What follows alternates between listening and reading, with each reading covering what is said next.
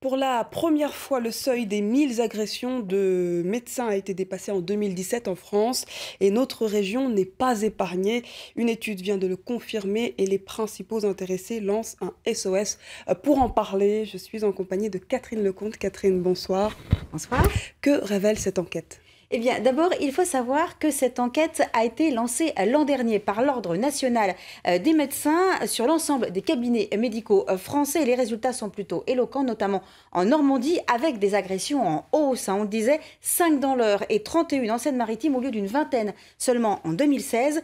Avec, attention, il ne s'agit là que des actes déclarés et la réalité peut être sur le terrain beaucoup plus difficile. Moins d'un incident déclaré sur deux aboutit au dépôt d'une plainte ou encore d'une main courante. Alors, qui est concerné?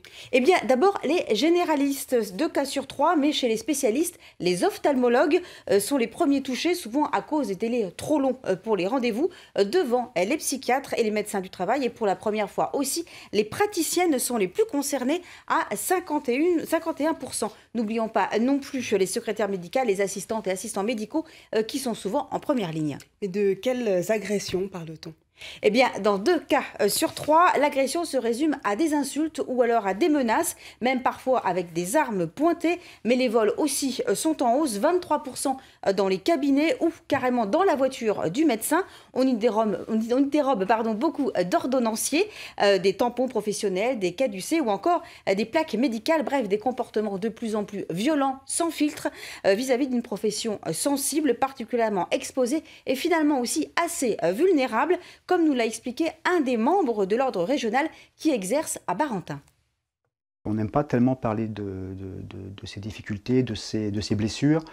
Il y a une forme de pudeur, on pourrait parler d'une forme de pudeur. Et puis aussi, j'ai l'impression que quand un médecin voit une situation lui échapper et que les choses partent en vrille avec un patient, nous médecins, nous avons le sentiment, à tort ou à raison, qu'on n'a pas su gérer la situation, on n'a pas su trouver les mots, on n'a pas su désamorcer, alors qu'en réalité c'est un peu notre métier, c'est le cœur de notre métier, savoir parler, savoir communiquer.